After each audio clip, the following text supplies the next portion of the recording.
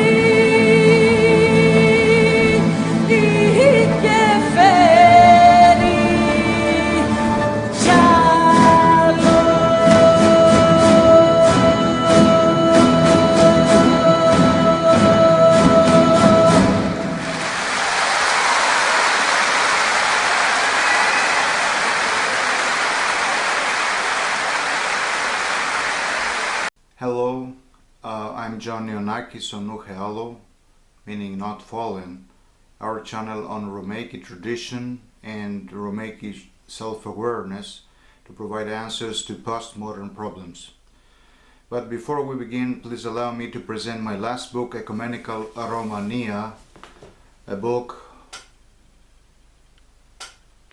presenting my vision and reasoning for setting up an ecumenical polity of the Orthodox, a global state promoting equality, justice, freedom, religious tolerance, and most of all, individual prominence and personal freedom.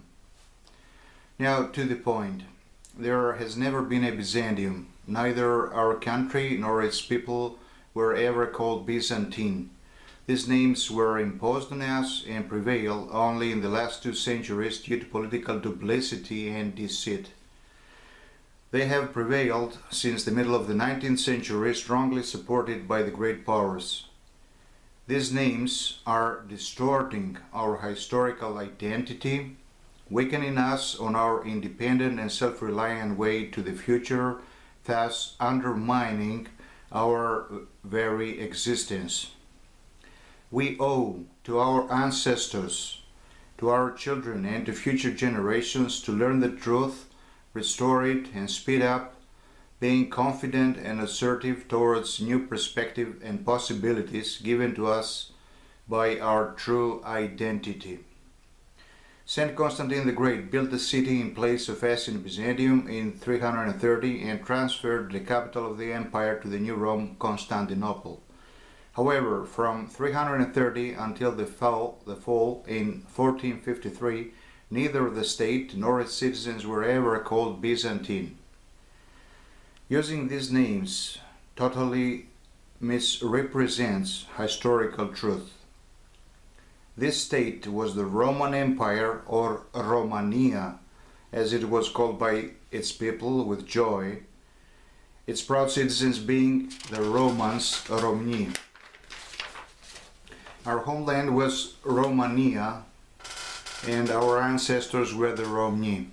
Constantinople was the state's capital for more than 1,000 years, a city which did not surrender but fell in 1453. The Romeos, the citizen of the new Rome Empire, has a Greek-Roman culture background and a supranational culture. He speaks mostly Greek, but also Latin or other local languages, and is an Orthodox. He considers his state the only ecumenical, orderly Christian state on earth, and is grateful and proud of it. From the emperor to the last citizen, all Romee give meaning to their existence, considering they serve a higher purpose and set an example with their lives. They also fight, forsaking themselves and defending their way of life with zest. As Emperor Constantine XI said when asked to surrender the city, "Neither I nor anyone else in the city is in charge of surrendering it to you, for we have decided of our own free will to die and shall not spare our lives.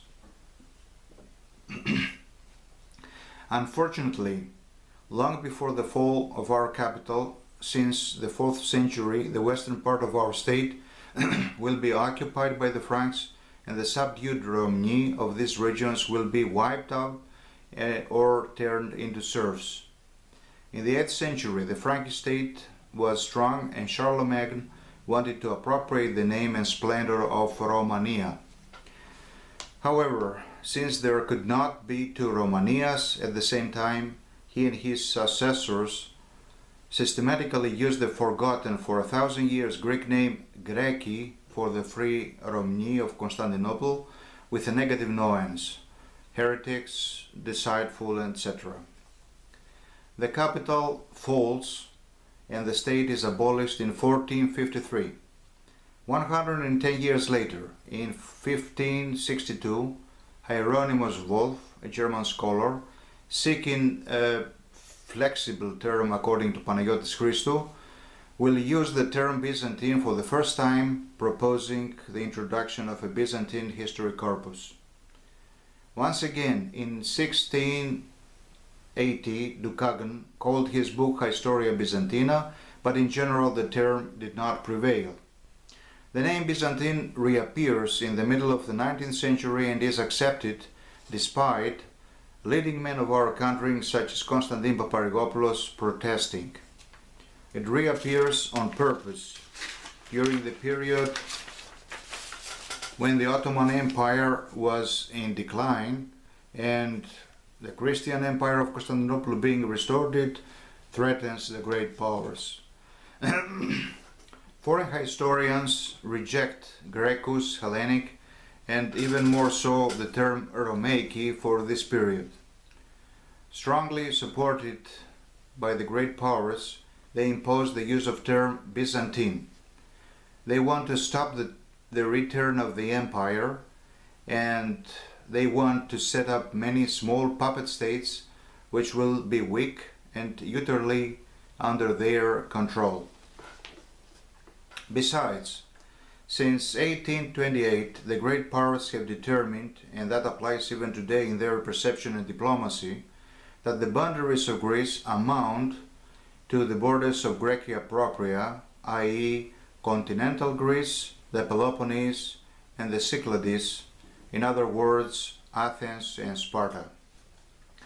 So, there were some quote-unquote Byzantines who, as by magic, enter history, and as if by magic, were all lost again. So they are all happy, as the Byzantines do not cause any problems being non-existent. And most of all, the great powers are pleased, having avoided this dangerous restoration, and set up an ignorant of its history and obedient vassal state, our state, the pseudo-Romaico, as we say. But our enemies from the east are also happy, since by invoking historical truth, they can talk to themselves and the whole world about some unknown Byzantines who lived in these lands and of course are in no way related to us. And maybe we are also happy that without feeling particularly guilty, we have once and for all gotten rid of our roots, and we can easily become a beautiful pulp with an essence of antiquity.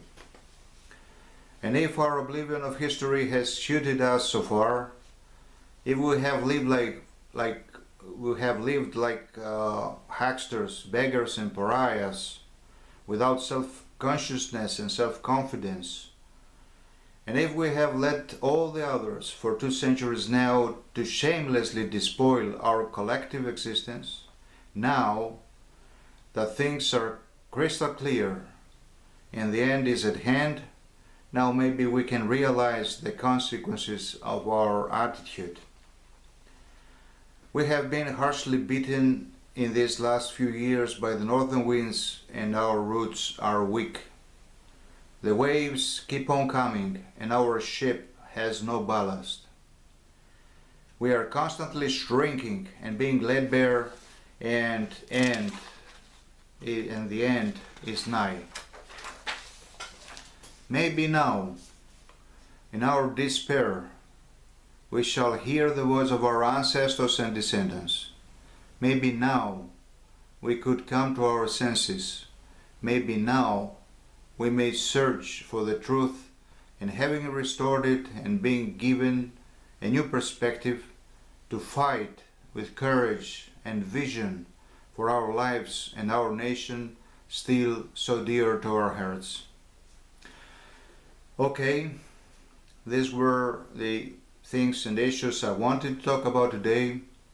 If you like this reasoning and perspective, and if you like our channel, you can subscribe, comment, and discuss such issues with other friends of yours. Dear friends, take care, and Godspeed to you all. Thank you.